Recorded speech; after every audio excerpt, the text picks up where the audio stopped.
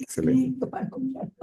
Entonces vamos a dar inicio a la presentación de hoy, que va a estar a cargo de la profesora Luz María Méndez, maestra de muchos de nosotros, ¿no? Que tenemos el orgullo de tenerla produciendo más que nunca, eh, con una obra muy variada, muy detallada, muy contundente, ¿no? Sobre un periodo que es complicado, que es fines del siglo XVIII y primeras décadas del siglo XIX, para ver justamente esas transiciones que han sido en gran medida descuidadas en la historia de Chile y en la historia económica y social especialmente. Así que para nosotros es un honor tener a la profesora Luz María Méndez, ¿no? Una vez más con nosotros, que vamos a sacarle el mayor provecho que podamos hoy día. Entonces, para ello, ella va a tener de aquí a las 5:15, si le parece bien, o un poquito más, un poquito menos, usted nos dice. ¿Bien? Le voy a decir que se ponga en mi lugar más adelante para que el micrófono la tome de frente. ¿Ya? Eh, Ella no va a exponer con PowerPoint, sino que nos va a ir hablando. Así que quizás sería bueno dejar inmediatamente el video configurado también para la cámara del computador solamente. ¿Sí? ¿Me siguen? Porque para que la puedan ver, porque si no van a tener esta vista general y no la van a poder ver a ella. Entonces voy a dejar esa cámara que es más directa. Bien. Por otro lado, ¿no es cierto? La ponencia, si recuerdo hoy, es la política comercial chilena. Sí, la política del comercio internacional de Chile, Claro, la política 1810-1840. 1810-1840. Así que una vez que ella concluya, ¿no? Como siempre, ¿m? Ojalá por ahí entre 5 o 5:15, si necesita más tiempo, usted nos dice, Ustedes me avisan. le dedicamos por lo menos una media hora para que ya la conversación, ¿no? Entonces a partir de ahí, cuando ya terminemos, les voy a pedir un cambio de configuración, me den unos 3 minutitos para hacer un cambio de la configuración de los micrófonos y de la cámara, ¿ya? Bueno, la cámara quizás, sí, la cámara también porque la vamos a mover, y los micrófonos para que puedan ustedes hacer preguntas y Hacer responderlas. preguntas, claro. ¿Mm? Y también vamos a estar al tanto, y me avisa por ahí, Oscar, si puede, de preguntas que quieran ustedes hacer. Levanten la manito que viene abajo en la, en la configuración de Zoom, para que también Ángel, Mauricio y Michelle puedan participar si lo desean. ¿Ok? Va a haber una primera ronda de 3 preguntas, la profesora las va a responder, y después, si ustedes lo desean, habrá una segunda ronda. Bien, tenemos que culminar la jornada alrededor de las 6, pero tenemos tiempo más que suficiente. Así que, mientras tanto, por lo demás, no podemos extenderle nuestra hospitalidad a nuestros amigos que están conectados, pero los que están aquí presencialmente ya saben que en cualquier momento pueden pararse y ir a servirse algún café, algún té, alguna cosita que tenemos aquí. Bien, estamos entonces preparados. Le voy a pedir a la profesora entonces que se ponga en el lugar que estaba ocupando yo y que comience inmediatamente. Muchas gracias. Gracias.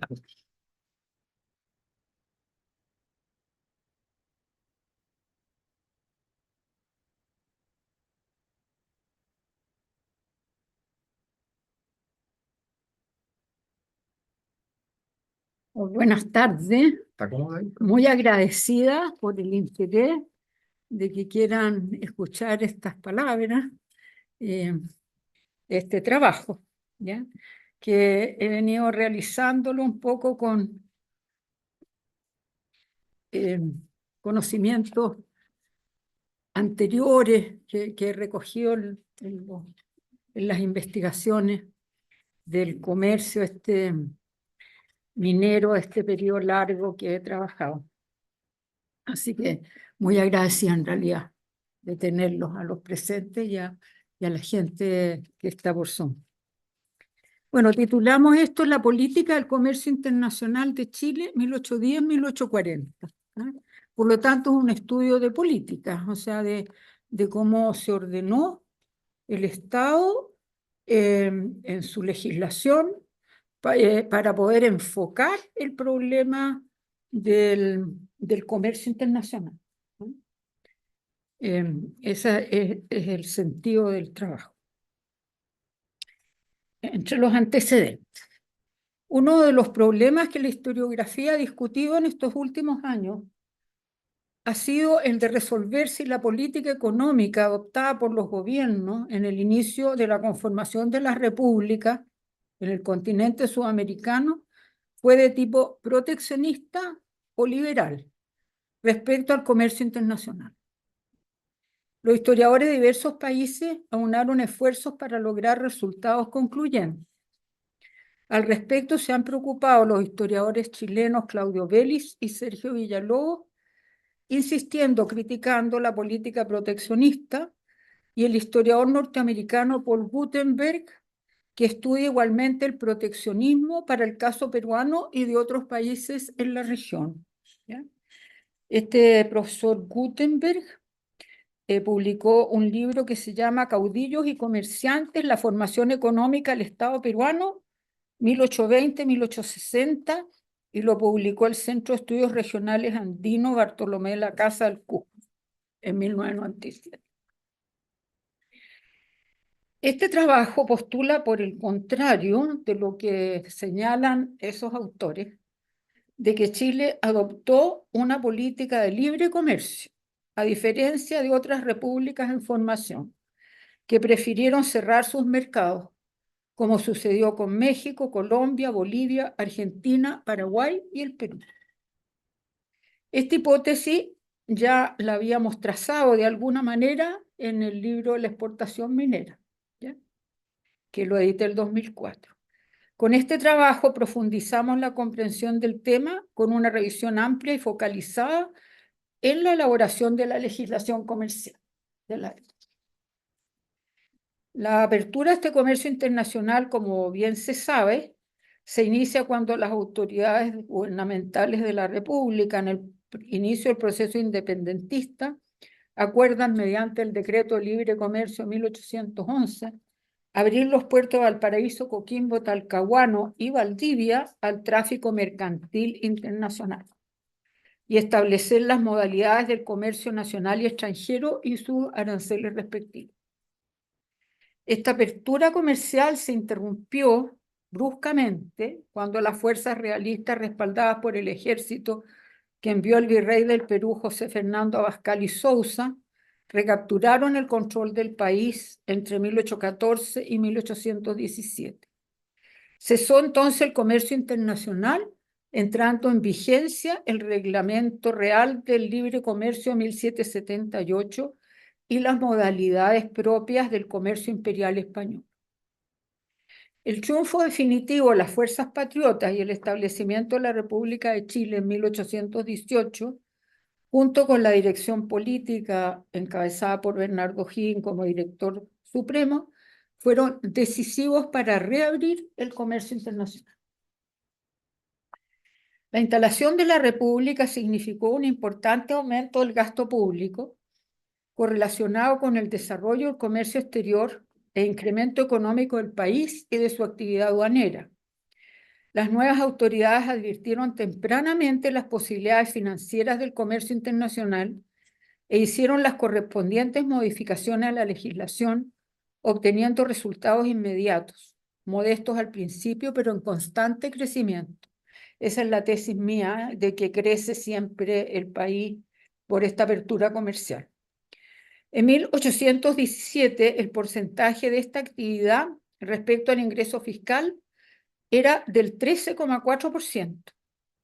En 1823 creció al 47,5% y en 1829 llegó al 59,1%.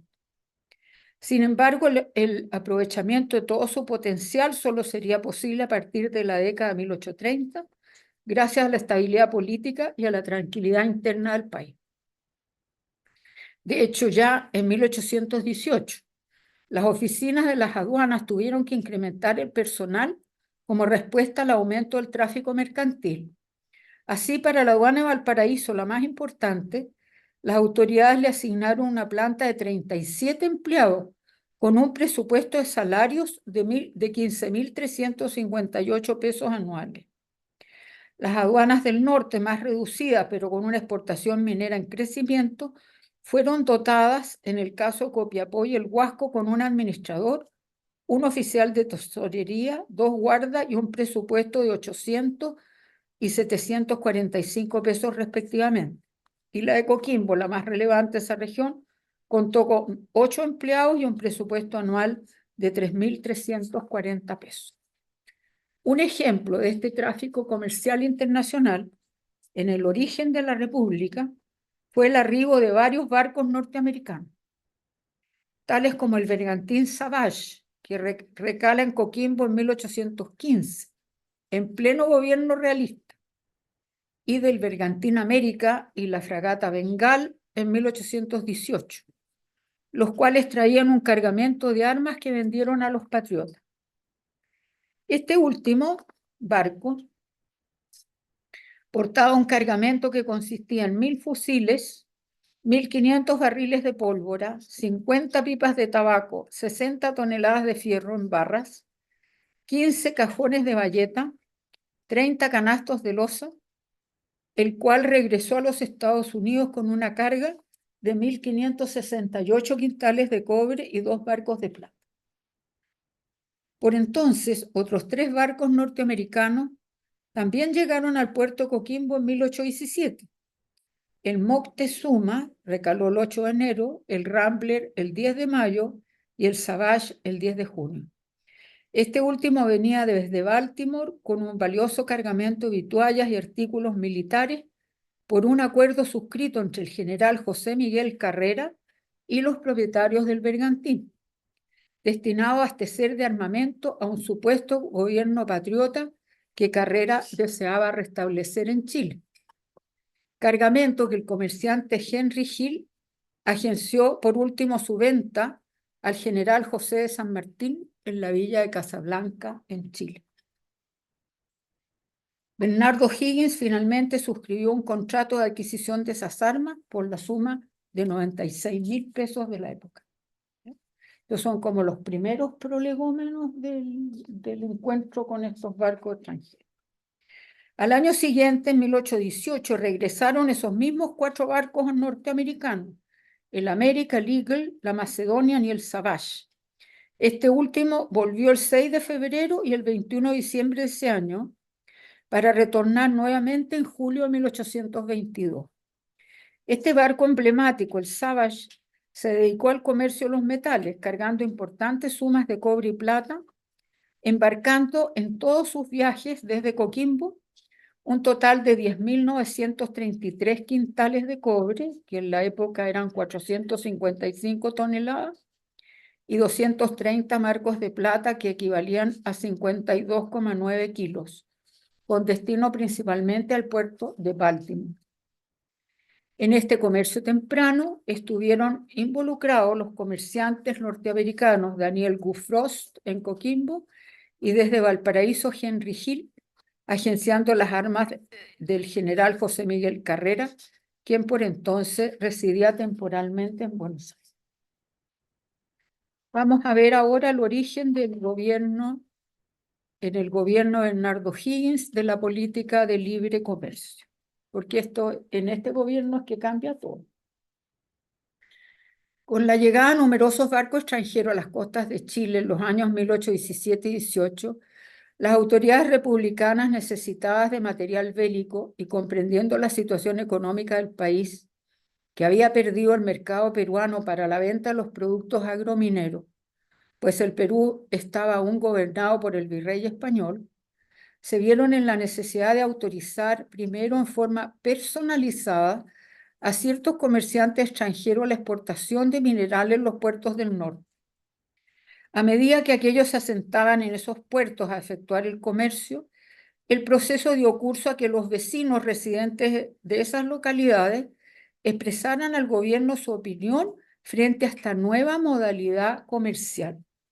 Y esto es lo más nuevo de este trabajo, porque es un expediente que encontré en la Capitanía General, donde están todos los planteamientos de los vecinos del Huasco y de Copiapó, solicitando que les abran los puertos al comercio extranjero.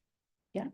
Este decreto toda esta discusión no está publicada ni en las sesiones de los cuerpos legislativos, ni en ninguna de las colecciones documentales tradicionales.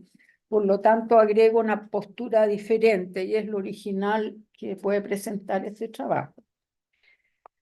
Así, el Cabildo del Huasco, en un extenso informe del 4 de enero de 1820, solicitaba a las autoridades nacionales para que revocasen la resolución gubernamental que solo permitía el comercio cabotaje a las naves nacionales, indicando que era de su interés y la del comercio local que se autorizara a los buques extranjeros a cargar minerales directamente en los puertos del Huasco y de Copiapó, que lo tenían prohibido, porque se había habilitado solo el de Coquimbo para esa extensa región.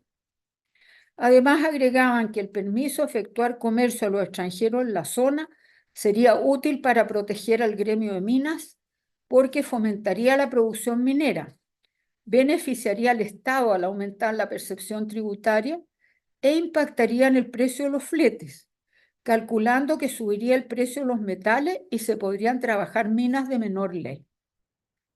El cierre al comercio extranjero dejaría solo el poder de compra a los comerciantes nacionales, que ofertaban precios mucho más bajos por los minerales y no se podrían costear nuevas inversiones para habilitar las minas y además era necesario pagar el transporte para conducir los metales al puerto Coquimbo. Eso es lo que dice el Cabildo de Copiapó. ¿Ya? ¿Cuál era perdón, este es el Cabildo, sí, del Huasco. Esa propuesta de las autoridades municipales fue apoyada por cartas de vecinos destacados, algunos muy cercanos al gobierno, como Felipe Santiago del Solar, quien señaló el beneficio que aportaría a los mineros y el efecto en el proceso extractivo local en la minería cuprífera y en la reducción del costo de fletes por la escasa cantidad de embarcaciones nacionales existentes para su transporte. También Gregorio Aracena, un importante minero argentífero que apoyó la revolución de los patriotas, calculaba que la producción exportable aumentaría al menos en 1/3 más. La propuesta de esa apertura comercial también provocó objeciones y planteamientos opuestos. El fiscal del Huasco señalaba que el reforzamiento del comercio de cabotaje en barcos nacionales contribuiría a fomentar el desarrollo de la marina mercante nacional, señalando que esa región, aparte de una producción reducida de vino, solo podría exportar plata y cobre, por lo tanto, si no se protegía el cabotaje, los barcos regresarían vacíos sin los minerales. También a las autoridades les preocupaba el contrabando argentífero, como se plantea en otro informe emanado del Senado en 1819, donde se señalaba, comillas, que los mismos arrieros del Huasco serían despojados su justo salario que les corresponde por el transporte de cobre desde allí a Coquimbo, de donde han de sacarlo los extranjeros. Estos tratan el ahorro de estos costos y sobre todo aquel puerto abierto distante de la población que residía entonces en Vallenar, sin resguardo ni guarnición que esté a la mira del contrabando, lo que facilita y al pretexto de extraer cobre se dejan efectos y se saca la piña, que es la plata. Argumento que concuerda con el intendente de Coquimbo, Manuel Antonio González, quien señalaba que favorecería a importantes mineros como Gregorio Aracena y otros comerciantes, entre ellos al teniente gobernador del Huasco, que era socio de la compañía CUT, y además a los comerciantes Edwards, Stewart, Lynch, Hill y Camper, todos ellos norteamericanos, y a otros sujetos de representación en la capital. ¿Ya? Entonces, hay diferentes opiniones, unos a favor y otros en contra de esta iniciativa. Vamos a ver ahora la política que adoptan las instituciones gubernamentales del país, ¿ya? Porque siempre se piensa que O'Higgins es un dictador y hace lo que quiere, pero con este trabajo mostramos que O'Higgins no hace lo que quiere, ¿ya? Está mediado absolutamente por el Senado, ¿ya? Y entonces hay una linda puesta del Senado que le da directrices a O'Higgins. La importancia económica de resolver el asunto del libre comercio con los empresarios y barcos extranjeros que llegaban a las costas de Chile en el inicio del gobierno republicano motivó la discusión de este asunto en el Senado de la República el 14 de octubre de 1819, siendo reinformado por el fiscal Agustín Vial el 17 de marzo de 1820, lo cual permite al director supremo Bernardo Higgins tomar una primera medida, expresando que, comillas, los naturales del país quedan amparados en su tráfico exclusivo de cabotaje, pero se permite a los comerciantes extranjeros en ir con sus naves a extraer los cobres de Copiapó, cierre comillas. O sea, O'Higgins está abierto al libre comercio. El asunto lo resuelve definitivamente el Senado el 21 de abril de 1820, acordando la apertura de los puertos, accediendo a la petición de los vecinos del Huasco y cambiando la política de permitir la entrada de los barcos extranjeros, pero manteniendo el comercio cabotaje para los nacionales. Esta gran decisión legislativa de reformar la política comercial la ratificó Bernardo Higgins el 26 de abril de 1820. El texto que se transcribe del decreto gubernamental es el siguiente. Este es el que cambia la política. Comillas. El director supremo del Estado de Chile, de acuerdo con el excelentísimo Senado, habiendo representado al Cabildo del Huasco los perjuicios que causa al gremio de mineros y al comercio vecindario de este partido, la observancia del artículo 25 del Reglamento Comercio Libre, que concede exclusivamente el comercio cabotaje a los naturales del país, de que resulta la escasez y carestía de efectos comerciales, fruto y demás especies de introducción, como de la dificultad de la exportación de cobres y demás producciones del país de ilícito comercio, a causa de ser raros los naturales que pueden emprender su giro, he tenido bien en revocar, como revoco por este decreto, el citado artículo 25 del Reglamento Comercio Libre, extendiéndose esta reforma provisional y que se de variar, si variasen las circunstancias, bajo las siguientes declaraciones. Dice O'Higgins, los naturales del país quedan amparados en su tráfico exclusivo de cabotaje, pero se permite a los comerciantes extranjeros el ir con sus naves a extraer los cobres de los puertos del Huasco y Copiapó. Si sucediese que los naturales del país no alcanzasen a hacer todo el comercio de cabotaje que es necesario para la provisión de aquellos partidos, en tal caso se licenciará para él a los extranjeros, precediendo informe del Tribunal del Consulado, en que instruir de la necesidad de qué especies comerciables en aquellos pueblos y de no haber naturales del país en actitud de conducirlo. Se encarga a los tenientes gobernadores de ambos partidos la mayor vigilancia para evitar los contrabandos o descubrirlos, poniendo en los buques nacionales y extranjeros y en la plaza guardias de satisfacción a costa de los dueños, lo que servir no solo a evitar dichos contrabandos, sino también de estímulo para que abrevien la carga y se logre el beneficio de los mineros, de los comerciantes y de los vecinos sin perjuicio del erario público. Dado en el Palacio Directorial de Santiago de Chile a 26 de abril de 1820, firma Bernardo Higgins. Bien contundente. ¿Ya?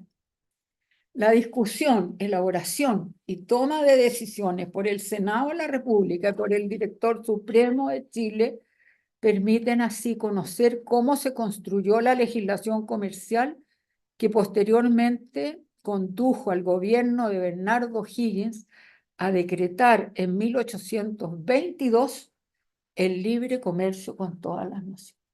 ¿Ya? Estos son los preámbulos de ese otro decreto.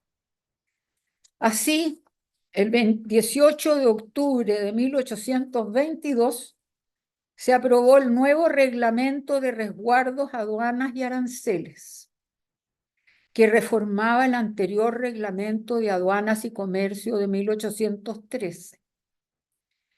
Este extenso reglamento de 18 títulos especificaba muy bien la conducción y resguardo del comercio en el país. Instalaba, según su artículo 32, como puertos de mar y sus aduanas, como principal a Valparaíso, como mayores a los de Coquimbo, Talcahuano y San Carlos de Chiloé, y menores a todos los demás de la costa, especificando en el artículo 33 que el puerto principal de Valparaíso será considerado como puerto franco y libre de Chile. Agregaba que, comillas, en los puertos principales y mayores se admitirán buques de todas las naciones amigas y neutrales, cualquiera sea su procedencia. En los puertos menores no se recibirán sino buques nacionales, pero procedentes precisamente de los puertos principales o mayores del Estado y con las correspondientes y expresas licencias del Supremo Gobierno. Los buques nacionales procedentes del extranjero no podrán de consiguiente arribar directamente a los puertos menores. Cierre comillas. Además, especificaba en el artículo 34 que los puertos del Huasco y Copiapó, aunque menores, se habilitan para que puedan ir a ellos buques extranjeros, pero solo con el objeto de extraer cobre y con la precisa condición de haber antes obtenido una licencia especial del Supremo Gobierno. El puerto Valdivia será habilitado como mayor hasta que esté expedito el de San Carlos de Chiloé. Esto último porque aún no se liberaba ese archipiélago del dominio español y la adscripción de ese territorio a Chile se logró solo posteriormente bajo el gobierno de Ramón Freire en 1826. Pero se están poniendo que lo van a liberar, o sea, ya.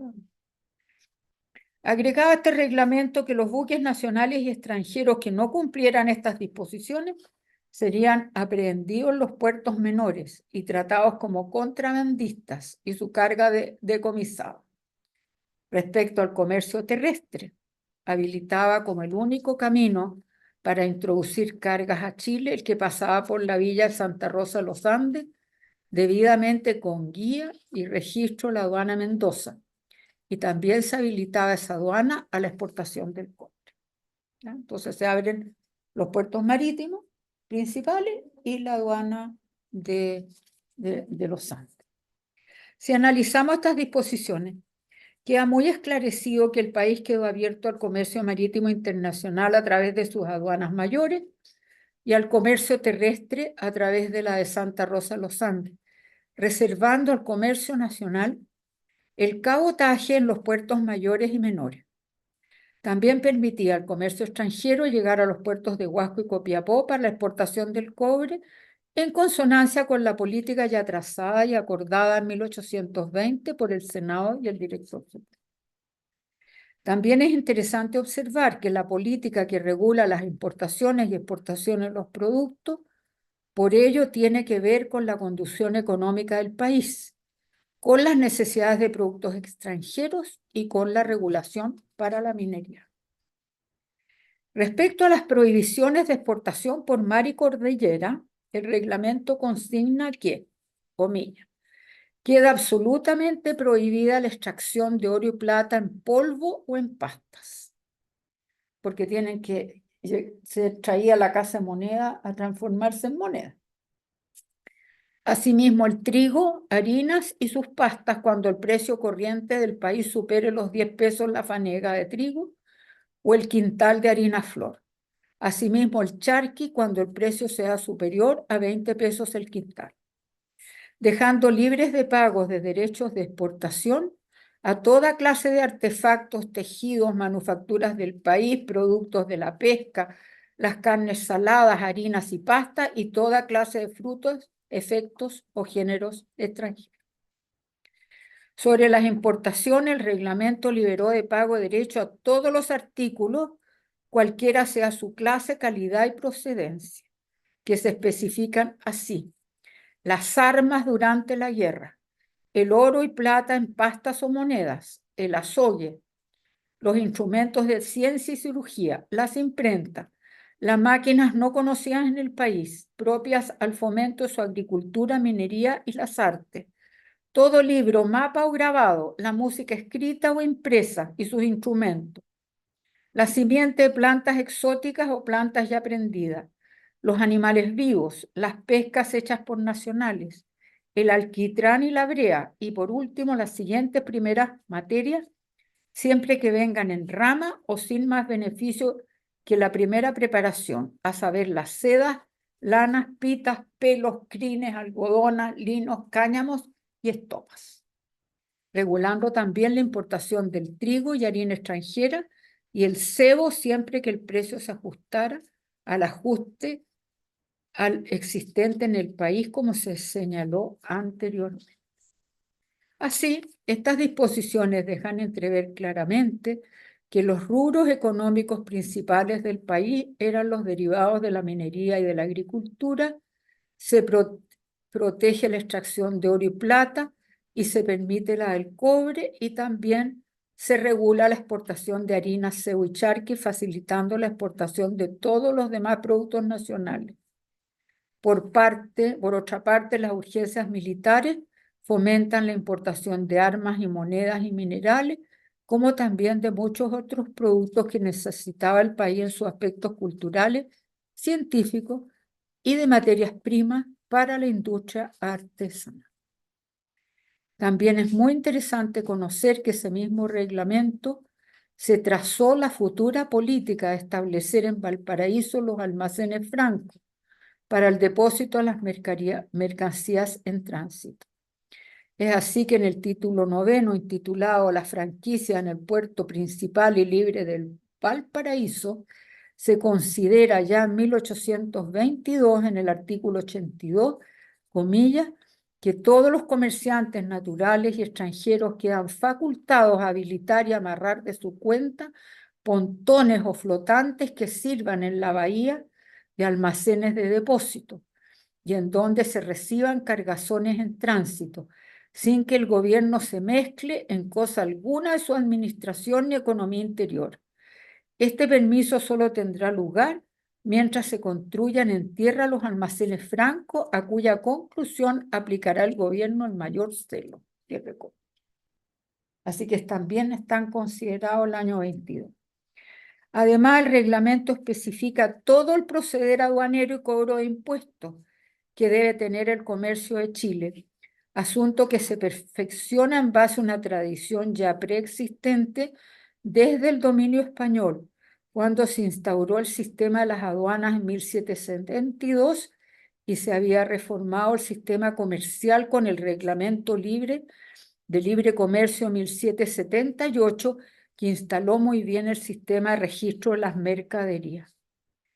La política de apertura al comercio se complementó en 1822 con la instalación de los almacenes francos en Valparaíso, la que consistía en construir bodegas fiscales para el depósito de mercaderías en tránsito, las cuales no pagaban derechos aduaneros hasta su importación, sino solo un derecho de almacenaje de 2 reales por bulto. Esto implicó que podían ser reembarcadas sin pagar impuestos, situación que benefició enormemente a los comerciantes, pues podían usar el puerto de Valparaíso como lugar de almacenamiento temporal en espera de tener condiciones apropiadas en los mercados de destino. Recogía una tradición colonial que era similar, pero solo para los despachos entre el puerto y la aduana de Santiago. No obstante, el incremento del comercio, el contrabando, una fiscalización insuficiente y la oposición de los comerciantes impidió el éxito de esta iniciativa, que estaba orientada más hacia el comercio internacional que deseaba impulsar este gobierno de O'Higgins.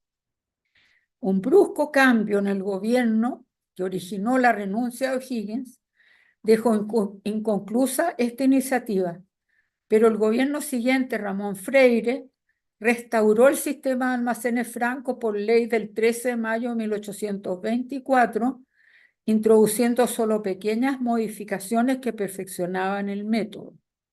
El objeto era permitir un mayor almacenaje aduanero para los artículos de mayor valor y poco volumen, como eran el oro y la plata, entre otros, dejando fuera el cobre, el estaño y el plomo en barra, los que debían ser depositados en almacenes particulares, pero igualmente fiscalizados por funcionarios de aduana que debían hacer una visita sorpresiva mensual.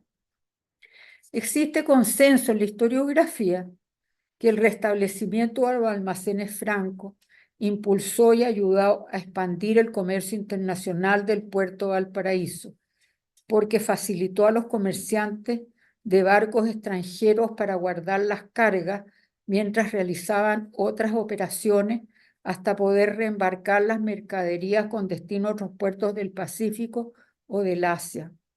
Este sistema estuvo totalmente operativo entre 1830 y 1840 y en adelante, y fue tan exitoso desde el inicio que también los comerciantes de Coquimbo en 1825 y los de Vallenar en 1826 solicitaron establecer sus propios almacenes francos, ¿ya?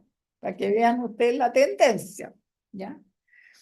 Esta política de libre comercio con los extranjeros y el establecimiento de los almacenes francos contribuyó decisivamente a expandir el comercio internacional de Chile, transformando los nexos comerciales del país a tal punto que desde el Valparaíso se podía surtir a todos los puertos del Pacífico, es decir, los del Perú, Ecuador, Colombia y hasta México, y también al interior hasta Bolivia, ¿ah? O como estaba recién naciendo el Alto Perú, digamos. También eh, al interior de la República de las Provincias Unidas del Río de la Plata, o sea, las provincias de Mendoza, San Juan, Salta y Jujuy, en la posterior República Argentina. La influencia de Valparaíso a través de los barcos extranjeros, principalmente los norteamericanos, ingleses, franceses y hamburgueses, y también los chilenos, se expandió a la Polinesia, la India y la China, de modo que la presencia internacional de Chile en el siglo XIX fue muy significativa en el comercio internacional, porque enlazó la producción de Europa y los Estados Unidos en plena revolución industrial, sirviendo a Valparaíso y nuestros puertos como pivote comercial abierto al comercio libre. Mientras los otros países sudamericanos reaccionaron opuestamente con una política proteccionista que cerró temporalmente sus puertos y empobreció sus economías. El efecto más importante de la apertura al comercio internacional de Chile fue el desarrollo económico de la minería y de la agricultura. Al expandir sus mercados, el país vio crecer también sus ciudades, aumentó demográficamente, extendió sus fronteras al sur con la ocupación efectiva de la región de Magallanes desde la fundación de Fuerte Bulnes en 1843. Cabe señalar que las últimas palabras de Bernardo Higgins al fallecer fueron las de Magallanes, Magallanes. La visión de estadista de Bernardo Higgins y de las autoridades de la época temprana de la República quedaron plasmadas y orientaron el futuro del comercio internacional de Chile, pues esa política comercial ha perdurado por 2 centurias y está vigente hasta el presente. Eso sería respecto al comercio marítimo. No sé cómo estamos en la hora. Ya.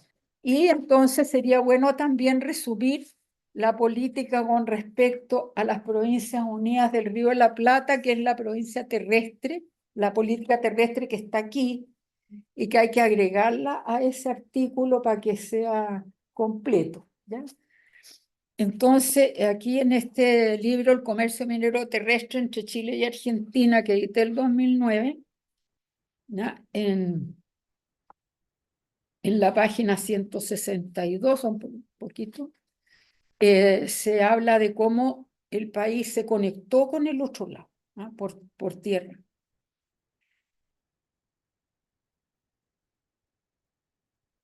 Solo a partir de 1821, cuando la labor legislativa y política del Estado de Chile se torna más amplia, ya no se legislaba preferentemente en forma casuística para atender situaciones particulares, se adoptaron medidas de gran trascendencia para las relaciones bilaterales entre Chile y las Provincias Unidas del Río de la Plata.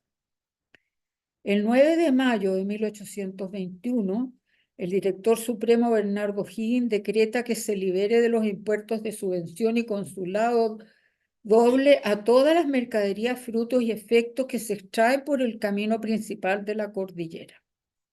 Y el 28 de mayo, el Senado dispone abolir todos los decretos anteriores y acuerda una política más global en orden a que no se paguen más derechos que los establecidos por las producciones naturales e industriales de ellas que no estuvieran agraciadas, especialmente por su procedencia o expresamente gravadas por disposiciones posteriores del Senado, en los términos que dispone el Tribunal de Cuentas en su informe del 26 de abril.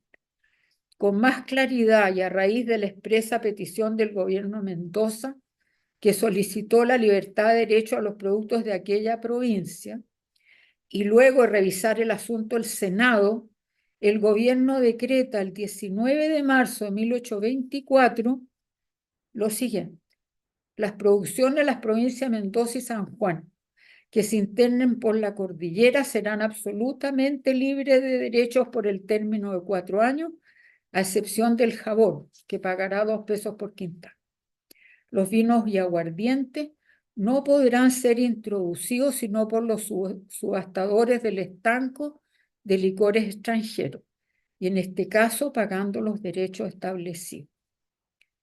Este decreto, firmado por el ministro Benavente, fue enviado al gobierno de Mendoza.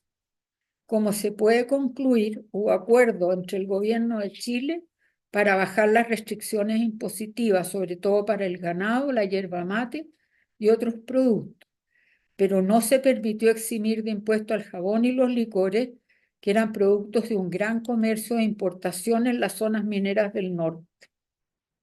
Esta política tenía como precedente una férrea fiscalización ordenada por el general Ramón Freire con el reglamento para contrabandos dictado en 1823.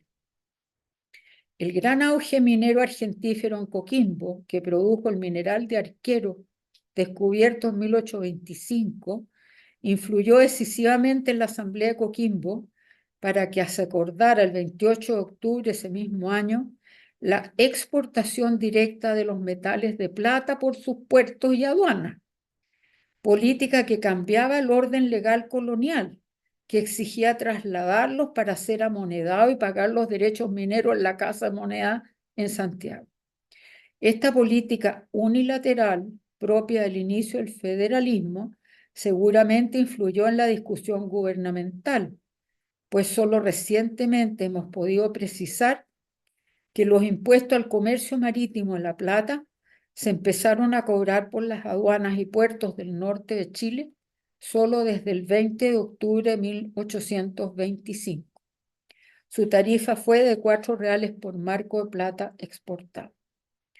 También se debe destacar que desde 1826 y al menos hasta 1844, el gobierno chileno se preocupó de normar con sucesivos decretos el comercio minero cordillerano. Las medidas adoptadas confirman que el principal interés del Estado estaba centrado en controlar bien el comercio de los metales en su relación con las Provincias Unidas del Río de la Plata, actual Argentina. Bueno, y ahí empiezo a reseñar todos los decretos que se van haciendo el año 26, 27, 28, hasta llegar, digamos, hasta el año 35, cuando el Congreso de Chile da una importante ley, el 23 de octubre del 35, que aplica un impuesto parejo del 0,5 al oro en las modalidades de polvo, barra o labrado, y un 6% a la plata piña. Y bueno, y otras disposiciones muy largas. Pero hay que decir que sí,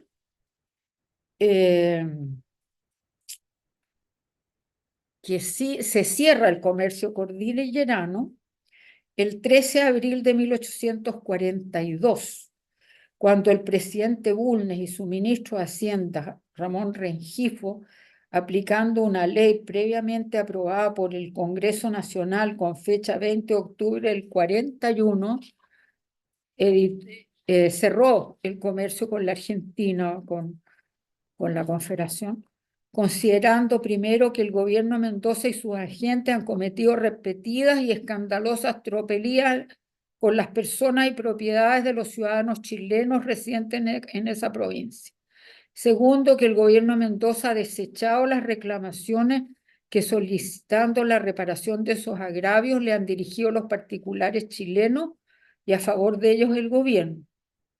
Y que agregaba que por parte de Chile se observaban en ese momento las reglas de justicia y equidad. Por tanto, se suspende el tráfico mercantil que ha existido hasta ahora por esta república y las provincias trasandinas pertenecientes a la Confederación Argentina. ¿Bien? Bueno, eso se arregló después, el año 42, con otro decreto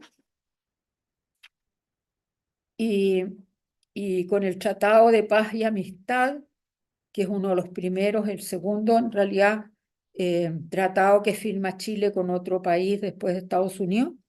Firma el Tratado de Paz y Amistad, Comercio y Navegación con la República Argentina el 30 de agosto de 1855, en el cual se incluyó un acápite específico para regular el comercio trasandino que eximía de pago de derecho de importación a los artículos de producción, cultivo y fabricación de ambos países que se internaran por tierra en el territorio del otro, y se obligaba conjuntamente a no gravar en el territorio respectivo las mercaderías que se exportasen por tierra, y se eximía del pago tributario al comercio en tránsito. Este tratado estuvo vigente hasta el 25 de octubre de 1866. Sería eso lo que les podría decir sobre la política de apertura al comercio internacional marítimo y terrestre de la República de Chile en este difícil periodo de los primeros 50 o 60 años del siglo XIX. ¿Ya? Eso sería. Muchas gracias, profesora. Un gran aplauso. Se lo merece la empresa, ¿no? Entonces les voy a pedir que nos den un par de minutitos Claro, mientras se yo hacen un aquí café. me Voy cambio, a sí, eso, de voy a todas hacer la maneras el café, configuración para poner la cámara, el video, el micrófono distinto y nos vamos preparando ya para la conversación. sí, pues Ya. otro sería muy bueno, gracias, Patricia. Vale. Entonces, ya está Mauricio, está reservado. Una primera pregunta. Voy a cambiar entonces poner la cámara para que nos vayamos viendo. Es Y Mauricio canal. Caras, ya. Vamos a también a ver si funciona Son esto. difíciles estos temas porque son como puntuales, son llenos de datos. Ujú. Y usted le voy a pedir, profesora, que use este micrófono ahora, se lo ponga en la solapa. De aquí mismo, yo creo, ¿Sí? lo sujetamos aquí en el... Súper. Se contesta de ahí.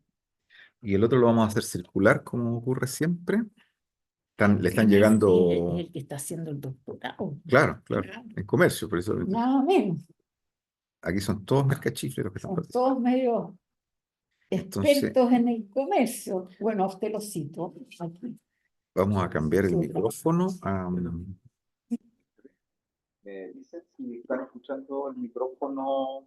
A ver, vamos a probar. Ahora sí, sí. ¿Están escuchando? Sí, sí. Perfecto.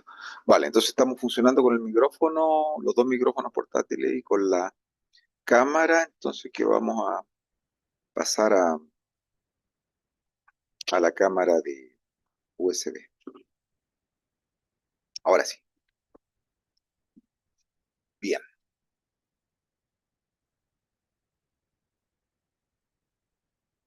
bien. Eh, entonces, si les parece, eh, claro, comenzamos inmediatamente con Mauricio, que le pedimos que habilite su audio para que lo podamos escuchar. Súper. ¿Me y, escuchan? y la profesora va a ir tomando nota para responderle. ¿Prefiere usted responder en bloque y va tomando nota o No, a de a varios? uno. De a uno mejor, Sí, porque porque estamos si bien no de tiempo. se me puede enredar. Vale, entonces vamos a ir de a uno mejor. Entonces comenzamos con Claro. Mauricio y si alguno de los que están conectados quiere también sumarse, Ángel, A esa misma y si no, pregunta. terminamos con una primera ronda con los presentes que están aquí.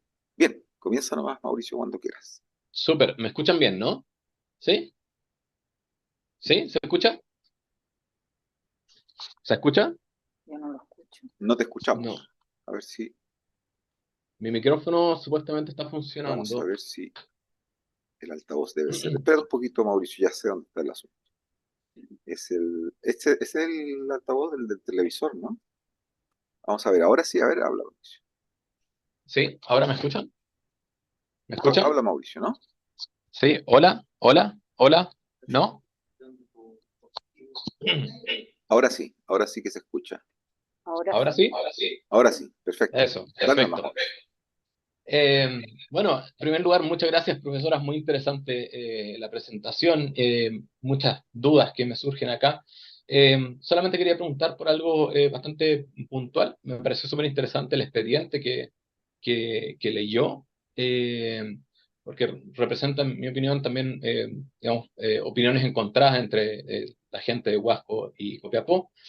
Y por eso quería preguntarle dos cosas, o sea, una cosa al respecto de eso eh, sobre cuál era el argumento que estaba llevando los que eran contrarios a abrir el comercio extranjero en Huasco y Copiapó. Digamos, cuál era el argumento que ellos utilizaban de por qué esto sería negativo para ellos, si es que está en el expediente, por supuesto. Y, y lo otro que me llamó la atención es que al principio de la República, entonces O'Higgins abriera el comercio extranjero en Huasco y Copiapó para el comercio del cobre y me llamó la atención que no fuera también el de la plata. Entonces, quería saber si ha visto algo al respecto del comercio con ese metal en particular. Eso sería. Muchas gracias. Muchas gracias, Mauricio. Comenzamos inmediatamente entonces. Profesora. Gracias por asistir a esta presentación, Mauricio. Sé que está interesado en ampliar estos temas. Mire, respecto al expediente, un expediente que está en la Capitanía General, ¿ya? La oposición que hacen la gente del Huasco es porque lesionaría fundamentalmente a dos grupos de, de personas. A los comerciantes chilenos que manejan el cabotaje, vale decir, el comercio externo, con los barcos que van abasteciendo las zonas mineras, desde Valparaíso o desde el puerto de Papudo, por ejemplo, ¿no es cierto?, que llevan mercaderías de comercio a las zonas mineras, sobre todo de alimentos, ¿ya? Y que según el reglamento anterior tenían prioridad para trabajar en esos puertos, ¿ya? La segunda posición es que lesionaría a los arrieros, ¿ya? El comercio tradicional español es muy intrincado y no reconoce la real dimensión geográfica de esas regiones, ¿ya? Entonces, imagínense, el puerto está, el puerto del Huasco está en la costa, pero Vallenar está a 1 hora en auto hacia el interior. Y la aduana está en Vallenar, no está en el puerto. Lo mismo pasa con el comercio colonial en Valparaíso. El puerto está en Valparaíso y la aduana está en Santiago, ¿ya? Lo que es una contradicción, porque son aduanas terrestres para un movimiento marítimo, ¿ya? ¿Se fijan? Entonces, ¿qué pasa? Que los arrieros se desarrollaron transportando los productos que se recibían en el mar y los tenían que transportar varias leguas, no sé, por 120 kilómetros de Valparaíso a Santiago para poder aforar los productos. Entonces, no era solamente que el arriero transportara productos comerciales, transportaba también los productos aduaneros. ¿Ya? Entonces yo creo que esa gente más conservadora en la época, llamémoslo así, estaba más ligado al sistema imperial español, o sea, las costumbres tradicionales del manejo de la arriería. ¿Ya? Y por supuesto que abriendo estos puertos, ¿ya? Los metales ya no tenían que pasar por la aduana de Vallenar, tendrían que poner ahí en el mismo huasco un par de funcionarios de aduana. Y la aduana tendría que estar en el puerto, ¿ya? Como después efectivamente sucedió, porque el puerto de Copiapó se llamó después Calderas, el mismo, ¿no? Pero en esta época se llama Copiapó. Caldera es cuando ya hay un empresario apellido Caldera que exporta mucha plata por la zona, pero el puerto se llama Copiapó en todos los documentos de esta época. Esas serían como las razones fundamentales que esgrime. Ahora, hay comerciantes más de avanzada o más republicanos, como el Aracena, ¿no es cierto?, que apoyó al gobierno patriota con mucho dinero para las campañas, y entonces él ve lo otro, ve que es más factible liberalizar el comercio, porque si exportan más minerales en los puertos, hay más posibilidades de inversión en las minas para producir más y sacar más, porque hay más demanda de los extranjeros. ¿Eh? Porque hasta ahora la demanda es la que puede sostener el empresario del país, no más. ¿Ya?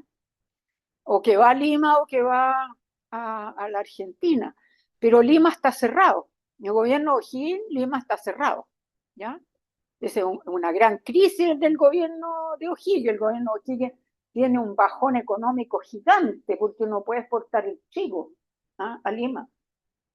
Es un periodo de mucha crisis económica, el periodo de O'Higgins. Por eso que O'Higgins es tan moderno, porque dice, si no pueden, no podemos exportar al Perú la exportación tradicional y principal de Chile, que es el trigo, por lo menos exportemos a los extranjeros el mineral y tenemos ingresos del Estado.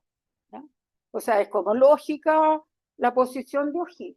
¿Ya? Bueno, aparte que él era bien bien pro inglés y todo ese tema, porque había vivido en Europa, tiene una comprensión, yo creo que más amplia que esta gente que vive en esta colonia lejana y atrasada, ¿no? Perfecto, profesora. Muchas gracias. Por favor, si alguien quiere también sumarse, no sé si Ángel quiere formular algo, y si no, ya pasamos a los que están aquí presentes. Ángel Soto, mira, ahí está Ahí está levantando la Ángel. mano. ¿Quiere entonces? No, no, dice que por ahora no. Ya. No, gracias. Muchas gracias, Ángel. Y aquí entonces, ¿a quiénes les gustaría?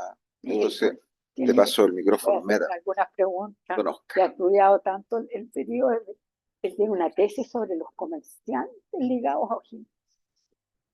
Eh, Profesora, un placer y un lujo escucharla hoy. Eh, Se la ha extrañado bastante también en el núcleo este año. Eh, Así que ha sido un placer tenerla con nosotros hoy. Le tengo en realidad dos preguntas. La primera, ¿cuáles fueron los principales puertos de Estados Unidos que comerciaron con Chile durante el siglo XIX? En especial, ¿hubo momentos donde algún puerto logró adquirir una importancia inusitada en comparación a otros? Esa es la primera. Y la segunda, ¿cuál sería el grado de importancia de Chile en comparación al resto de sus vecinos como socio comercial para los Estados Unidos durante la primera mitad del siglo XIX? Ese.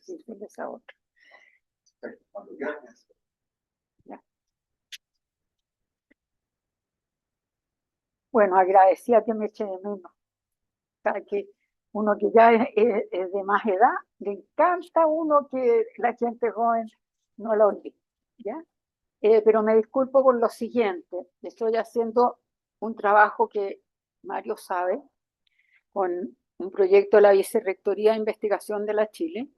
Estoy escribiendo la historiografía y la historia del departamento de historia. Este departamento, que es de 1890, su origen, y la estoy historiando hasta 1981, que es cuando se termina el pedagógico. Entonces, este trabajo que llevo 3 años investigándolo, estamos terminándolo de escribir, ¿ya? Y lo tengo que entregar el 2 de septiembre, ¿ya?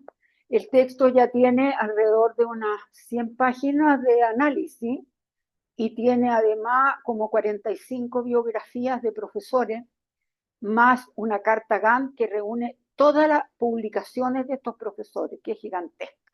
Hemos tenido que ordenar temáticamente. Entonces me he tenido que concentrar en esa investigación porque tengo un compromiso formal con la universidad, ¿no? Bueno, esa es la explicación por qué desapareció de aquí, no porque no.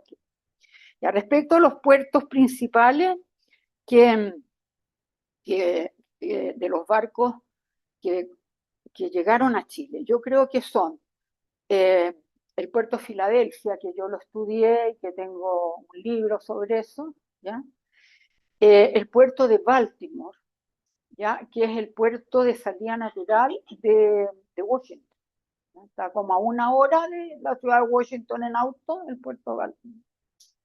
Y el otro sería el puerto pesquero de Boston, Massachusetts, porque ese es el que probablemente llegaron los primeros pescadores de ballena al cono sur de América, tanto a las Malvinas como a Chile, ¿ya?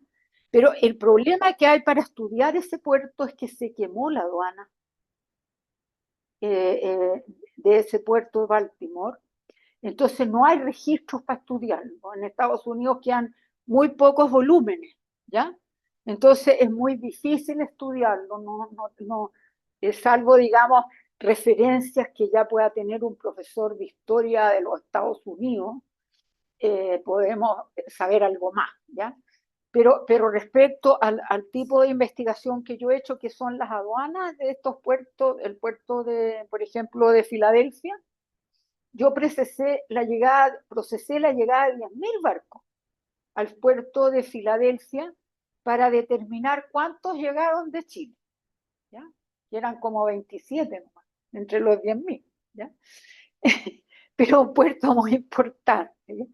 Ahora, comparado con Valparaíso, Valparaíso es tan importante como Filadelfia, porque Valparaíso recibe 350 barcos al año y Filadelfia también, ¿ya? Entonces, por eso que yo comparé Valparaíso con Filadelfia, porque realmente son de un mismo tamaño, ¿ya? Eso sería respecto a la primera pregunta, ¿ya? Pero son los comerciantes de la costa oriental de Estados Unidos más que la del Pacífico, porque los norteamericanos no habían hecho todavía la colonización del área oeste, ¿ya? Y eso empieza por 1860, ya es más tarde. Podría haber también un poco en Nueva York, ¿ya? Pero el problema en Nueva York es que Nueva York se expande cuando empiezan a llegar los italianos muertos de hambre, con las hambrunas que hay en Europa después de la guerra de Crimea, 1850-60, llegan en masa a Nueva York. Y ahí Nueva York se desarrolla como puerto más importante que Filadelfia. Pero Filadelfia es la capital portuaria colonial de Estados Unidos. O sea, es el centro del comercio inglés del periodo colonial de Estados Unidos cuando es colonia británica, ¿ya? No es cuando es república, digamos, ya como república de los Estados Unidos empieza a operar más Nueva York, pero después de 1860. Ahora es distinto porque Filadelfia es un área agrícola y entonces produce trigo, como nosotros, produce también tabaco, ¿ya? Entonces es un área más agrícola. Entonces no puede comerciar tanto, salvo cuando ya empieza su revolución industrial y empieza a producir, digamos, vestuario, zapatos, y libro, ese tipo. Pero un puerto importante, sí, ¿no?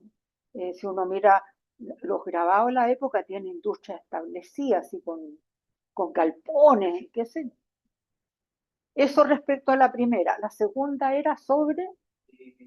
¿Cuánto el grado de importancia de Chile en comparación al resto de sus vecinos como socio comercial para los Estados Unidos durante la primera mitad del siglo XIX? Yo creo que es Chile, porque es el único abierto al comercio internacional en forma muy fuerte, como lo he explicado, pero no puedo dejar de comprender que también lo es el Perú, ¿ya?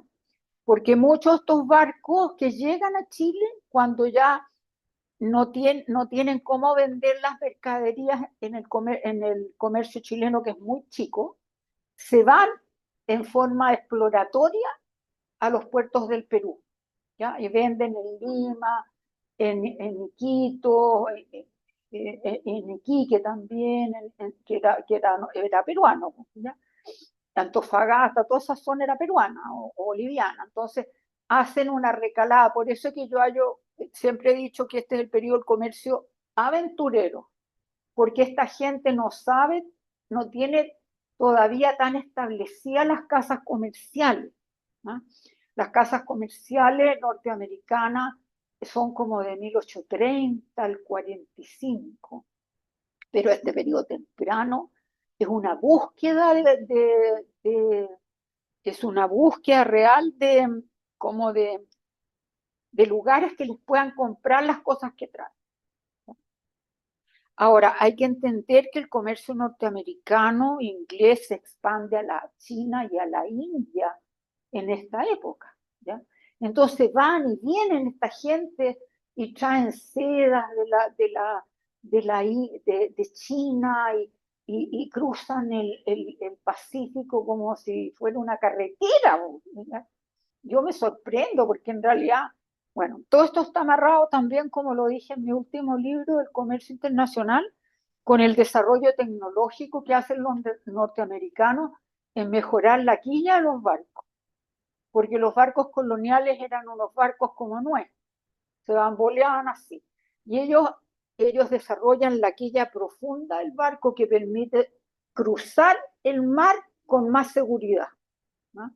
Las olas, digamos, poder con más profundidad, ¿ya?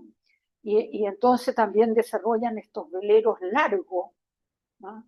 Los clippers de 3 y 5 palos, que son unos barcos mucho más largos que se pueden mover con mucho más prestancia, ¿no? Bueno, es muy apasionante este periodo porque además empieza la gente a hacer turismo, y entonces junto con estos navegantes aparecen viajeros, ¿ya? 10 o 20 personas en estos barcos que empiezan a recorrer el mundo, ¿ya? Y entonces tenemos chilenos que van a Europa a estudiar el desarrollo agrícola inglés, por ejemplo, ¿ya? Hay gente ya al año 1830 volviendo a Inglaterra con nuevas ideas de cómo trabajar la tierra, ¿no? La agricultura en la zona de Aconcagua, y que ya tienen experiencia porque han ido a Inglaterra, ¿ya? Eso se lo digo, es así, ¿ya? Gente que va a la China, a la India, porque es gente rica, porque ya tiene recursos mineros que le permiten viajar, ¿ya? Bueno, es un periodo muy apasionante, porque de ser un país colonial muy cerrado, empieza a tener un contacto mundial, ¿ya? Y pueden ir a la China, y se dan cosas muy interesantes, de repente un poco más tardías si ustedes quieren, ¿no? Pero cuando se produce, por ejemplo, la Guerra del Pacífico, Lynch ha estado en la India, Lynch ha visto los ejércitos británicos y cuando le dicen, comande usted el ejército chileno, él pone a todos los chinos que hay en las cercanías de Lima como parte del ejército atrás, todos de blanco, abasteciendo de comida, del lavado de ropa y todo al ejército chileno, ¿ya? Y cuando entra el ejército chileno a Lima, dicen que es un ejército colonial. ¿Por qué entra el ejército chileno? Con todos los chinos atrás. ¿Ya?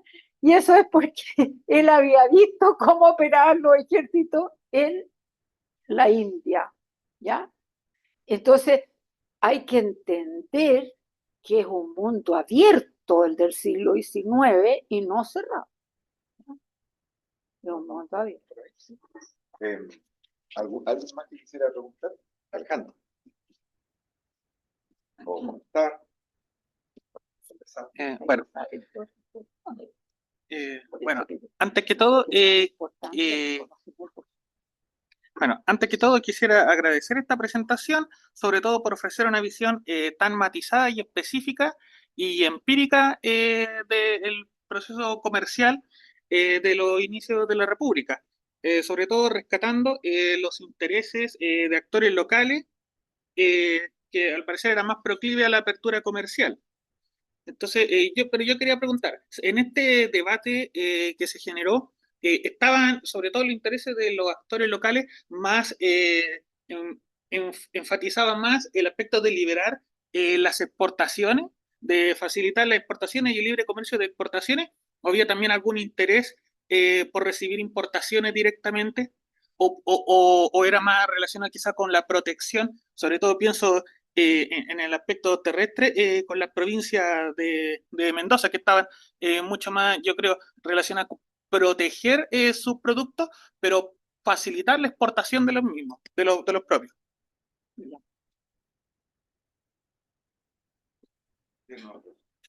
De nuevo tenemos que entender el marco general. ¿Ya? Resulta que las zonas mineras son pobres en abastecimiento de alimentos.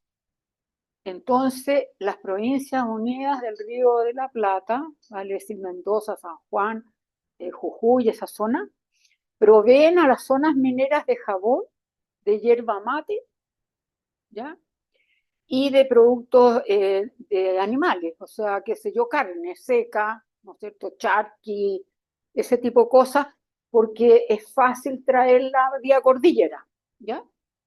Entonces, el comercio cordillerano se activa ya en 1830, por ejemplo, 1835 se están arreglando los caminos de Copiapó hacia las Provincias Unidas del Río de la Plata, por efecto de la política general del país, o sea, con plata del Estado. ¿Ya? Justamente porque a ellos les conviene exportar, pero estas zonas mineras necesitan abastecimiento. ¿Ya? Esa es una razón por la cual el comercio terrestre se activa, porque además también los medios de transporte, no se olviden que el norte y todo el país necesita mulas, ¿ya? No hay ni una posibilidad de transporte en el periodo colonial y republicano, antes de 1853, que se crea el ferrocarril de Copiapó a Caldera. Todo el comercio colonial se mueve con mulas. 300 años. ¿Ya? Y eso que les estoy diciendo llega hasta 1960. ¿No? Todavía llegaban las mulas a la estación Mapucho. ¿No? En 1960. Eran tan precarios los caminos que cuando yo era chica tuve que cruzar el río Aconcagua para ir a veranear a Papudo con mi familia. Tuve que cruzarlo en balsa porque no había carretera. ¿Ya? Por poner un ejemplo, o sea, para que ustedes vean lo poco desarrollado que es este país. ¿Ya? Todo el camino al norte era de tierra, todos los caminos laterales de tierra. ¿Ya? Entonces las mulas eran muy importantes. ¿Ya? Por eso que este libro se lo dediqué a los arrieros, porque era muy importante. Eso respecto al comercio, pero la otra parte de su pregunta. Sí, había interés principalmente en liberar las exportaciones, o si también había algún interés de los actores más pequeños locales de recibir importaciones directamente. Sí, mire, lo que pasa es que cuando usted pertenece a un imperio y el imperio deja de funcionar, como pasó con España, tiene que reemplazar el abastecimiento de ropa, de útiles y de miles de cosas que ya no recibe por los barcos que trae España, y tiene que abrir el comercio para que los barcos de otros países surtan lo que España no surte. ¿Ya? España ya no manda flota, no manda barcos. Entonces son estos barcos norteamericanos, franceses, hamburgueses, los que traen, ingleses, los que traen los efectos de la nueva revolución industrial que se está produciendo en Europa.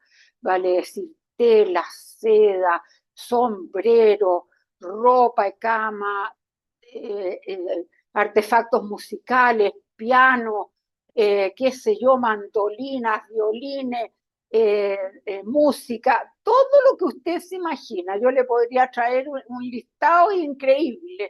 Hasta pintores vienen en los barcos para pintar estos lugares, y por eso tenemos los cuadros Rugiendas maravillosos que pintan cómo es Chile en esta época. Él es quizá el más fiel representante pictórico de cómo eran las costumbres de este país. ¿Ya? Muy lindo los cuadros Rugienda para entender este periodo. ¿Ya? Y bueno, por eso que también aquí en este libro yo puse como 80 láminas para que se dieran cuenta cómo era el país, porque era realmente muy rudimentario, ¿ya? Tanto en su vestuario como en sus carruajes, como en muchas cosas. Entonces, estos libros, que a pesar que son densos, de historia económica, yo le pongo estas láminas porque le dan la visualidad al país. Y lo que no tienen los historiadores jóvenes de hoy día es la capacidad de entender que el Chile no es el de hoy, no era el de hoy. Los jóvenes de ahora creen o miden lo antiguo como si estuvieran en el Chile de hoy. Y el Chile de hoy es muy diferente, porque no sé, Patricio, tú tienes la misma edad que yo. Cuando nosotros éramos chicos, todavía registrábamos un país con resabios coloniales. ¿Ah? Mi mamá fue a hacer la primera comunión en carruaje a caballo, porque el primer automóvil llega en 1910 y el primer camión en 1904. ¿Ya? Entonces, Perfecto, lo dejamos por ahí. Y para continuar, a mí también me interesa, hacer alguna pregunta. claro, hay que sacarle provecho Hay que tenerle terror a esta al Mario. Bueno, prestigiosa expositora. él fue alumno mío, muy querido alumno. Y una de las cosas que surgen, hay muchas cosas que surgen, ¿no? Pero hay dos por lo menos que a mí me causan mucha perplejidad. Y es que eh, cuando los historiadores van al pasado a buscar respuestas para sus preguntas, muchas veces hacen bien con preguntar al pasado con las preguntas de hoy, pero otras veces descalabran el pasado, porque lo tratan de forzar imponiéndole preguntas que no encajan por ningún lado, ¿no? Y en ese sentido, durante un periodo muy importante en la historiografía de Chile y también en la historiografía económica específicamente, se dio un debate para este periodo de si era una lucha, ¿no?, entre proteccionistas y librecambistas, ¿no? Em, los antecedentes que usted aporta desde hace tiempo, porque no es solo esta presentación de hoy, hay que tomar en cuenta todos los trabajos que ha venido haciendo desde hace mucho tiempo, vienen mostrando y se unen a otros trabajos que han hecho otros autores. Ahora en el libro de Historia Económica de Chile, de la Independencia, también vuelve a aparecer lo mismo, con otras perspectivas, que en rigor, en la práctica, al parecer, lo que predominó en la toma de decisiones y en la forma de enfrentar estos problemas, con independencia del signo político que tuvieran los gobiernos, fue un extremo pragmatismo. Un pragmatismo llevado a la práctica con tal refinamiento que podía significar mezclar combinaciones complejas de fenómenos. Por ejemplo, en algunos casos protegemos algo que vale la pena proteger, pero no nos acogemos a la regla de protegerlo todo. En otros casos, alentamos las exportaciones ¿m? De una manera increíble, impidiendo que se graben con impuestos justamente para no perjudicarlas. En otros casos, ante las importaciones, ponemos algunos recaudos de algo que nos resulta muy importante, qué sé yo, el jabón o qué sé yo, que no queremos que eh, sea avasallado por la entrada repentina de productos que compiten. Pero en otros casos, por ejemplo, en este periodo todavía no aparece eh, el, el prurito y que va a ser muy importante fiscal, de empezar a ver las importaciones como un objeto que genera el mayor ingreso para los arcas fiscales. Todavía no está esto, se fijan en el periodo que está cubriendo ella, los impuestos los aranceles, a las importaciones todavía no se constituyen en el principal ingreso del país, a pesar de que ya empiezan a subir, como mostraron los datos de ella al comienzo. Y de ese punto de vista, y ahora va la pregunta para conversar con ella, lo que uno ve ese pragmatismo por todas partes. Lo ve entre Rengifo y Tocornal, lo ve, da igual quién esté ocupando el cargo, digo, y da igual el gobierno. Todos se transmiten de alguna manera un principio que es no te cases con ningún principio. El principio es no te cases con ninguna doctrina, no te cases con ninguna ideología. Ve lo que está ocurriendo y ahí combinarás lo que resulte conveniente para el país en un periodo determinado donde las condiciones son específicas y después si eso cambia, bueno, haces otra combinación y punto.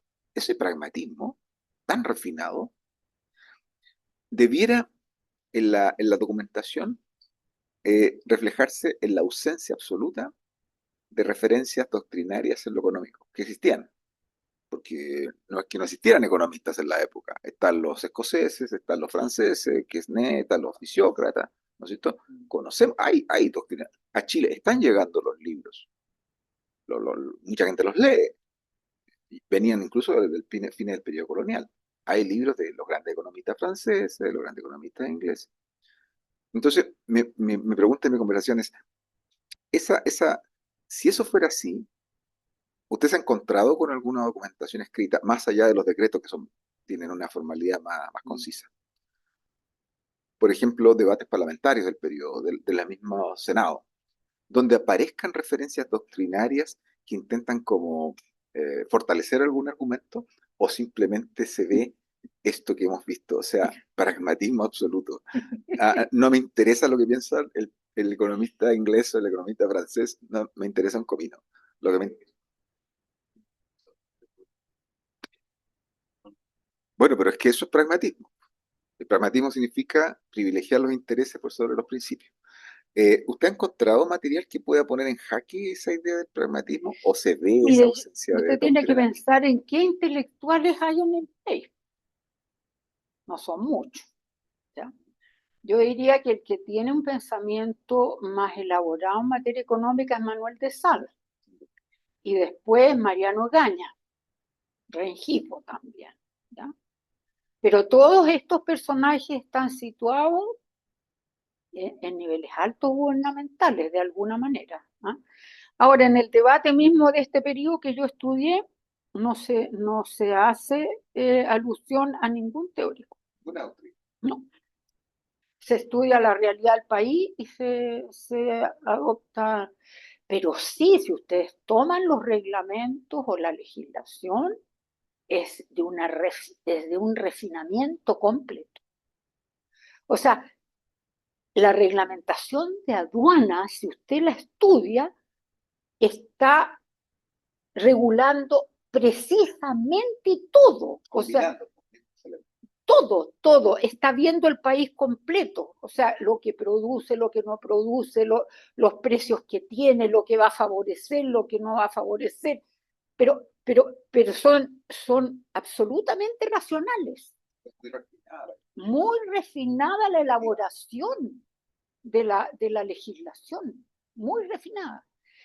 Y tan aplicable que hasta un funcionario de aduana la lee y la sabe aplicar, porque es clarita. Pareciera que estuvieran escribiendo en el siglo, no, yo creo que los de ahora no escriben también, en el siglo este. ¿Ya? Hay racionalismo, curiosamente casi perfecto, a pesar que el racionalismo es relativamente reciente en la historia europea, ¿ya? Pero esta gente tiene un nivel de organización mental extraordinaria. Eso es lo que yo llegué a la conclusión después de leer el reglamento del 78 de los españoles, después el del 22 de O'Higgins, después el del 34, reglamentos completos, son largos, muchas páginas. A veces tienen 80 artículos de articulado, ¿ya? Pero se nota gente de un nivel alto que está dirigiendo el país, no hay gente que esté recién metiéndose a gobernar, no. Ahora, no sé quién haría esos reglamentos. Algo me faltó agregar, disculpa Patricia, para complementar. Lo otro que te quería consultar, cuando uno lee a Manuel de Sala, a mí me gusta mucho leer a Manuel de Sala y a Gaña también lo he leído varias veces, uno lo que observa son, eh, ¿cómo decirlo?, intuiciones. Cuando empieza a escribir, yo creo que Manuel de Sala es el único que se da cuenta, probablemente a fines del siglo XVIII, después de ser síndico del Tribunal del Consulado, que hay unas oportunidades enormes y una potencialidad enorme en la expansión de la economía chilena a partir del mercado internacional. Y lo ve hacia afuera y lo ve hacia adentro. El ¿Mm? otro es Juan Egaña, Juan Egaña, también lo mencionaba. Juan Egaña. porque Juan Egaña hace un informe Claro, sobre la minería chilena en 200 páginas. claro. Ahora, estos señores, cuando elaboraron esas ideas, en un periodo que era todavía colonial y monárquico, Colonial, no moral. tenían cómo ver si eso se iba a reflejar. O sea, eran intuiciones, por eso digo intuiciones. Y fuera de ellos, que era una minoría absoluta, estamos hablando con suerte de 5 personas, ¿ya? En todo el país, no había nadie más que estuviera planteándose esto. Es decir, vuelvo al debate antiguo que hubo en algún momento Hernán Ramírez, qué sé yo, Con con Villalobos. Villalobos. No había un prurito económico en la independencia, porque ni O'Higgins, ni Carrera, ni Manuel Rodríguez, ni siquiera, digamos, ¿cómo se llama el fraile, el del Araucano? Bueno, ya me acordaré. ¿Ah? Camilo Enríquez. Ninguno de ellos elaboraba en esta dirección. Ninguno. Por lo tanto, cuando estaban guerreando y combatiendo y muriendo y todo esto en las batallas, no lo estaban haciendo porque tuvieran, claro, un interés, como decía un poco Luis. No había un interés claro. Sospechaban que podría haber algo, pero no tenían claro. Bueno, Manuel Salas sospechaba más, pero los líderes militares, los políticos, no tenían idea de todo esto. No veían la potencialidad. Por lo tanto, la causalidad económica no se ve claramente en esa gente como motivación. Y aquí viene la parte que quería decirle. Y cuando uno empieza a observar la avalancha de productos y cómo crece el volumen de comercio, es impresionante. Se triplica, se cuadruplica, se quintuplica en menos de 20 años ya. Cifras impresionantes de comercio que Chile jamás habría pensado que iba a tener hace 20 años atrás. Bueno, Y me eso, alegra eso, porque yo con estos libros cambié eso. claro, entonces en ese sentido, O sea, proyecté un país que realmente iba hacia un desarrollo. en ese sentido, mi pregunta es, ¿fue suerte? ¿Fue intuitivo? Lo mío, No, que ellos se plantearan de esa manera y después lo realizaran con este pragmatismo que estamos mencionando. ¿Fue suerte? ¿Por qué no se repitió esto en otras regiones de América Latina? Por lo menos en el cono sur. yo creo que en el caso del Perú estaban mucho más amarrados con el sistema español, porque era un virreinato. No se tenía mucho más presencia de autoridades españolas. Yo creo que Ecuador, Guayaquil, era una cuestión secundaria, ¿ya? Salvo Quito. ¿Ya? Bueno, Colombia no, porque desconozco la realidad, pero era otro virreinato, ¿se fijan? Y La Plata también es otro virreinato. Y esta es una gobernación que está metida como en la punta. ¿Ya? Ahora, el sistema español tiene como 34 gobernaciones en América, así que tampoco somos una cosa especial.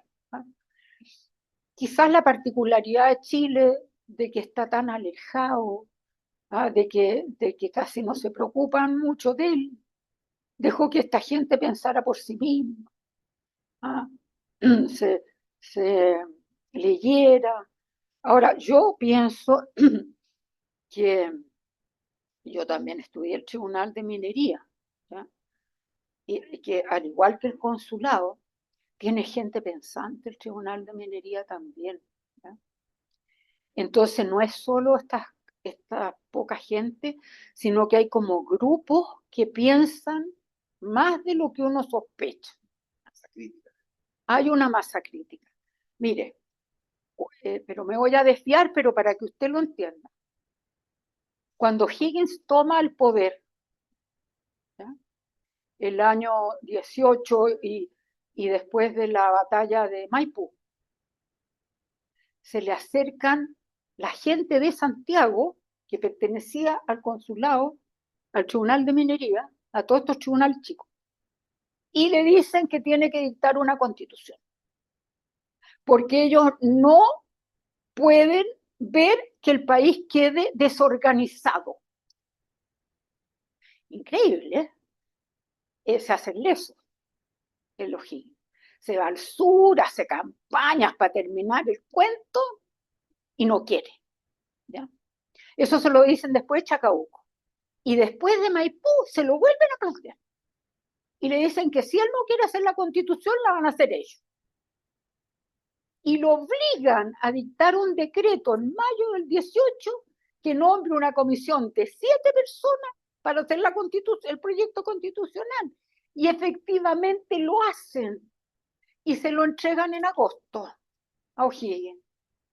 Entonces le dice, bueno, si usted no tiene cómo ratificarlo, la gente que está aquí en las instituciones antiguas, lo ratificamos. Y O'Higgins es más choro. Y le dice, no quiero que ustedes lo ratifiquen. Vamos a mandar el proyecto constitucional a todos los cabildos de Chile. Oye, y arma una cuestiones, o sea, como unas papeletas, no sé, unos cuadernos, y lo manda a todos los cabildos de Chile, desde Copiapó hasta Cauquenes, y hace firmar a todos los vecinos el proyecto constitucional. ¿Ya? Lo firman, llega aquí todo firmado, y en el tribunal del consulado, en el edificio, hacen una reunión para ratificar la constitución, este proyecto constitucional, el 23 de noviembre del 18. Y hacen jurar a O'Higgins que va a respetar la constitución. Así que a donde me dicen que es dictador, él se puso dictador para darse más vuelo, pero lo dejaron amarrado con el Senado y con un poder judicial. Así que O'Higgins no fue nunca un dictador. Estaba amarrado. Aquí se ve en este trabajo cómo lo amarra el Senado. Si el Senado le dice no comercio libre, O'Higgins no habría podido firmar el comercio libre. Entonces es muy interesante de que hay un núcleo, entre ellos está el Villauta, podríamos ver los nombres, de varios empresarios o gente que no es iletrada, que tiene como conciencia de que el país necesita una organización, que necesita tener contrapeso, que necesita ordenarse. Entonces yo creo que es una generación que tiene mucho más formación de lo que uno sospecha. Está sometido a menos vigilancia, ¿no? Claro, y menos vigilancia del virrey y de todas esas autoridades antiguas. Pasemos a Patricio. A ver, Patricio. Bueno, como siempre, un agrado, Ay, no sé, Patricio, usted me echa muchas flores. porque aprendemos siempre mucho, nos ilumina y nos hace pensar en nuevas aristas, lo que siempre se agradece. Yo tengo una duda que tiene que ver con la bitácora intelectual suya. Es decir, cuando vemos esta producción bibliográfica tan sólida sobre el comercio, ¿cómo fue su historia intelectual para encontrar esta beta del comercio? Ah, ¿Cómo llegó a ella? ¿Cómo la descubrió? ¿Cómo entendió que ahí había una vocación académica? Y cuando ya tiene esta obra, ¿qué piensa que serían los siguientes pasos pendientes para el desarrollo de estas materias? Porque hay un parteaguas en la forma de entender lo que ha sido la República en sus relaciones económicas gracias a su obra. Entonces es interesante saber cómo la descubrió. mire, primero yo soy hija de un dentista que trabajó en las minas, ¿ya? En el teniente, en su juventud, antes de casarse. Entonces mi padre siempre nos llevó a veranear a la cordillera, ¿ya? Fue dentista carabinero y fue dentista liberal, también ejercía él, y después fue dentista del Banco Chile. Pero era un hombre que le encantaba la geografía y pasearse por el país, ¿ya? Y entonces nos llevó 18 veces al Cajón del Maipo, para arriba, ¿ya? Y veraneamos en las Melosas, qué sé. Entonces yo ahí entendí que la minería era importante para el país. Cuando yo estudié aquí, nadie estudiaba la minería, ¿ya? Todos estaban con los trabajos de Mario Góngora, la agricultura, la historia política que trabajaba el Villalobos, el Julio Jaice, ¿ya? Y nadie entendía la minería. Entonces yo dije, esta es una beta que vale la pena en historia económica porque no hay mucho, por tal lo de Cuña Maquena, muy bien. Eso por un lado. Después me eligió don Eugenio Pereira como ayudante en el Centro de Historia Americana y me dio a trabajar 3 temas, ¿ya? Me puso a leer todas las actas del Cabildo de Santiago. Tuve 8 meses leyendo las actas del Cabildo de Santiago y el tema fue salarios y precios en la colonia. Y entonces le fiché todas las actas con salario y precio y él hizo un trabajo que publicó en Alemania sobre el abasto Santiago, o sea, el mercado, una cosa, digamos, nada que ver con el trabajo que acaba de hacer este doctor, pero una aproximación a cómo se abastecía la ciudad. ¿Ya? Ahí quedé más o menos con eso, aparte que me hizo trabajar después toda la historia del teatro. Desde 1818 hasta 1860 me leí todos los periódicos de Chile. Entonces, en la medida que iba leyendo tal volumen de documentación, usted comprende que yo iba pescando por todos lados cosas. Después llegó el Patricio Estelé, que estaba como interesado en estudiar el comercio. Y yo quedé de ayudante de él después del año, cuando gané el concurso aquí el año 69, de ayudante de la Cátedra de Historia de Chile. Y paralelamente gané una beca del CONICYT. Y él me dice, ¿por qué no me ayudas a investigar un poco el comercio? Así que él me dio ahí la pista, pero él después se murió, ¿ya? Entonces, después que terminé esos trabajos, eh, me gané una beca.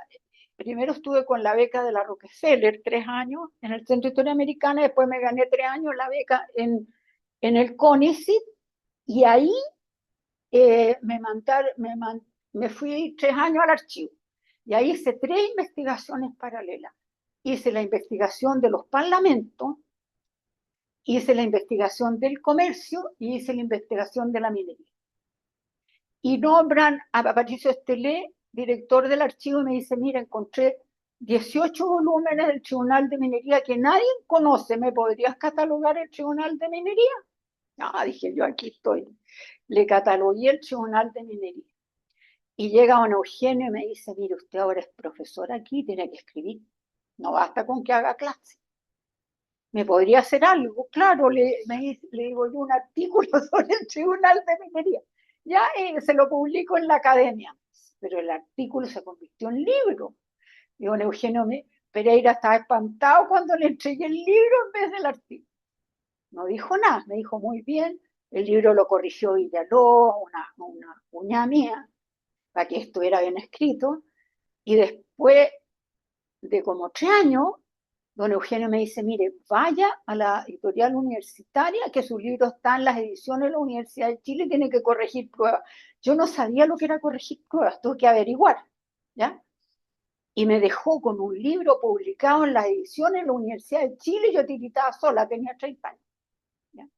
Pero paralelamente había hecho el libro de la Contraloría, yo, paralelamente al otro. Entonces, trabajé la época borbónica desde el punto de vista de las instituciones y desde el punto de vista también del tribunal. Entonces me quedé especializada en instituciones. Ya las instituciones me sirvieron enormemente para entender el archivo de la Contaduría Mayor. Y ahí me tiré en el archivo de la Contaduría Mayor. Pero estas investigaciones tienen 40 años. ¿Ah? Estos libros tienen 40 años de investigación, no crean ustedes que se hicieron así rapidito, no. Por eso que están tan llenos de datos, tan llenos de bibliografía, porque en la medida que iba avanzando en la investigación de los archivos, iba coleccionando la bibliografía que iba saliendo respecto a la materia. Bueno, entonces, si quieren alguien hacer alguna última comentario, pregunta o qué sé yo, adición, si no, ya estaríamos cerrando esta actividad. Entonces, si les parece, vamos a ir terminando y agradecemos nuevamente Bueno, el al privilegio final que hemos tenido de de la escuchar vida, y donde se ve que la maduración de los trabajos no es no es fácil. fácil. Lo que pasa es que tiene que acumular mucha investigación. Y cuando se ha acumulado, de repente no les extrañe que una persona pueda sacar 3 o 4 libros al hilo, porque en el fondo hay una reflexión muy profunda, Claro. trabajo de fuente, pero que tienen que esperar un periodo de cristalización. Así que tenemos una obra aquí que habla por sí sola y unas reflexiones que eh, nos hacen muy bien en un momento en el que a veces la contingencia y el debate actual, ¿no? No hace perder la orientación de cuáles debieran ser eh, los principios sobre los cuales movernos a la hora de dotar a esta república, esta republiqueta de algunos, de, de unas capacidades para tomar decisiones que a veces no valoramos siempre y que son muy importantes y ojalá la podamos recuperar. Y que el debate público, yo siempre insisto que el debate público, en vez de estar contaminado por estas miserables disputas que son realmente horrorosas, eh, pudiera enriquecerse con estos aportes que le dan otro sentido a nuestra visión histórica y nos hacen ver el presente y el futuro de otra manera. Porque después de escuchar esto, el problema no es si hay rojos o azules o amarillos o fucsias, si esta doctrina acá, si la de allá, es mucho más complejo.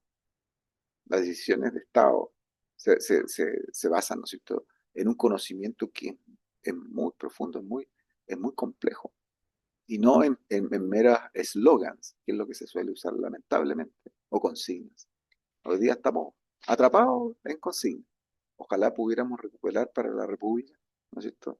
Y para las políticas de Estado que se necesitan, desde los cables y los árboles que en un ventarrón, ¿no es cierto?, que generan una especie de, de fragmentación, se quiebra el país por eso y surgen argumentos muy antagónicos y muy polarizados, cuando en realidad todo eso requiere política de Estado y gente que se ponga en serio a reflexionar sobre eso y no a partir de principios que sirven para descalificar al contrincante. Ese es, yo diría, el contenido Mire, yo esencial de creo esta que una de presentación. las cosas que le ha hecho muy mal a nuestra disciplina son las teorías, ¿ya? Porque la teoría en la mente tiene el problema que le ponen a uno una casilla muy bien Tiene hecha, muy reducción. lógica. Claro. Entonces, no hay que pensar nada más, hay que ajustar el pensamiento a la lógica teórica, que es la filosofía por lo demás, ¿ya? Pero resulta que la historia es muy poco lógica, ¿no? Cuando uno escribe con lógica, la historia, como lo hace Villalobos, se llena de errores, ¿no? Se llena de errores, ¿no? porque lógicamente podría haber sucedido así, pero sucedió al revés. ¿Ya? Entonces los historiadores debemos construir nuestras propias teorías, acorde a los desarrollos que va llevando nuestra investigación. O sea, yo llevo a formular hipótesis, pero una vez que estudié todo el contexto, pues. No partí de la hipótesis ni partí de la teoría, la escribí al final. ¿Ya? El problema es que tenemos gente teórica que se encasqueta la teoría de otra persona o de otro filósofo y la aplica a la historia, pero eso es más bien los que vienen de la sociología o los que vienen de la filosofía. Pero yo pienso que los historiadores tenemos que ir de lo particular a lo general. O sea, una vez que tenemos lo particular desarrollado, podemos hacer nuestra teoría. Y la teoría es imbatible. Una vez que la hizo un historiador de esa manera, es imbatible. ¿Ya? Yo llegué a esa conclusión después de hacer esta cuestión. Muy bien, la misma conclusión que nos dejan otros grandes historiadores, así que podemos estar muy, muy contentos de lo que hemos hecho hoy día como reflexión. Ojalá que más personas puedan disfrutarla y O apreciarla. los deje pensando, por lo menos. Así que nos despedimos por ahora con un último aplauso a la profesora María Méndez.